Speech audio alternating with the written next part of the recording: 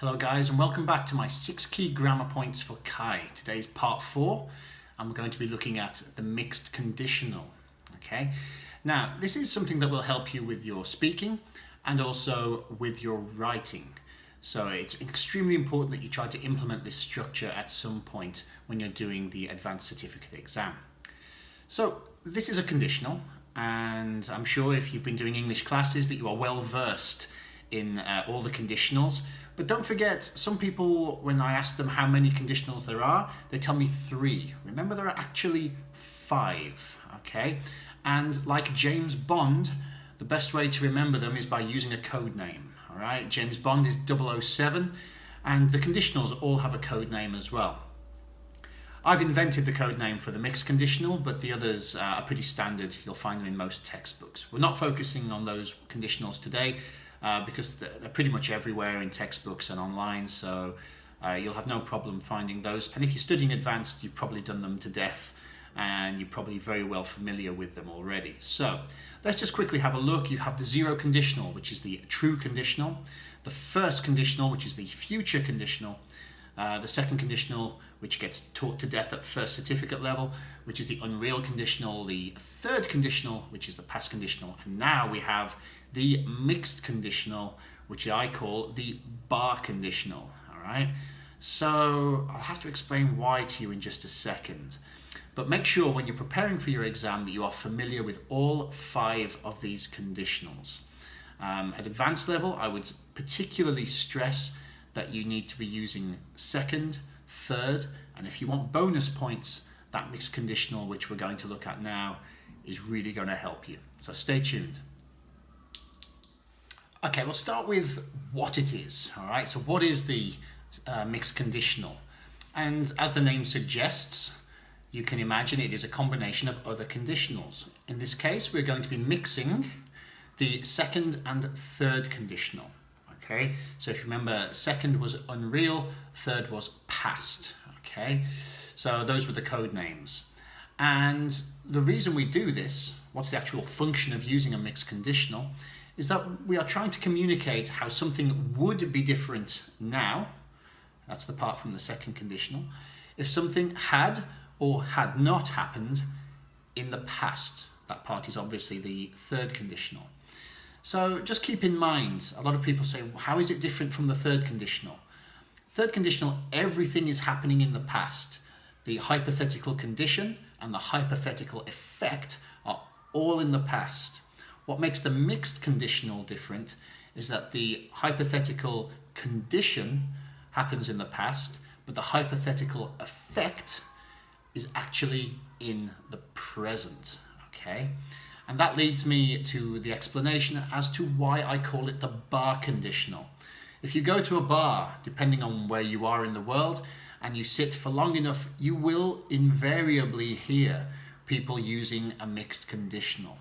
Sometimes in a very positive way, sometimes in a very negative way. But if they are lamenting things that happened or did not happen when they were younger and how their life would be different now, then that is why I call it the bar conditional. It's a very, very typical thing that people do when they have had a couple of beers too many and they are saying things like, oh, if I had got married when I was younger, I would be so happy now.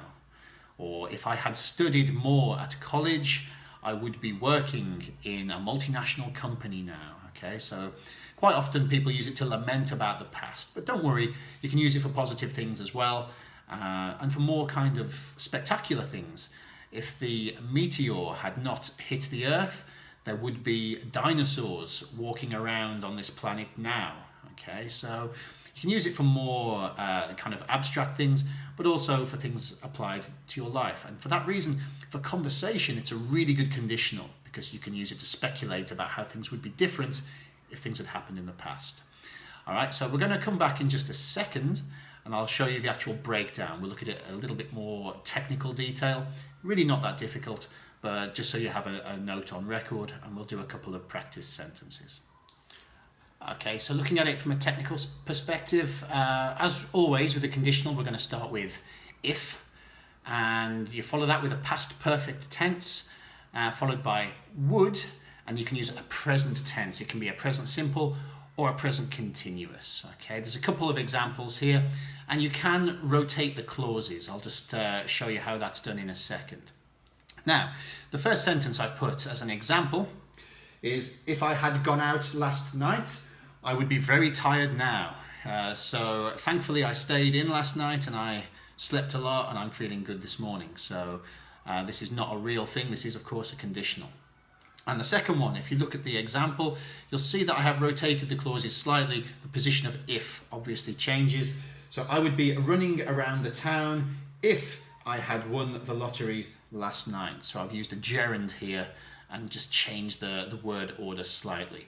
The more typical one is this. Okay, the first one, which is just a past perfect followed by your would and then your present tense. But you can experiment and use it like this as well.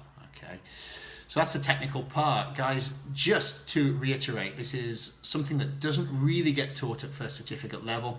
So as a way of demonstrating that you've made that step from B2 to C1, this is a really, really good piece of grammar that you can use to demonstrate that jump, and that you can actually speak and write at a C1 level. So highly, highly recommendable that you focus on this conditional. Again, as always, if you're writing, maybe put this in your plan so you don't forget to use it at some point.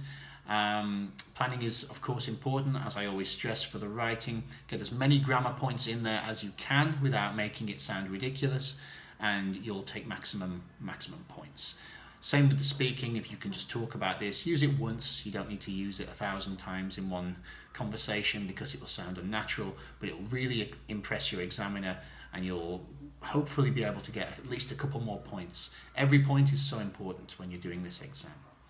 Okay, so as always, if you have any questions, please get in touch, and I'll be back soon with part 5. Thanks as always for tuning in, and we'll speak again soon.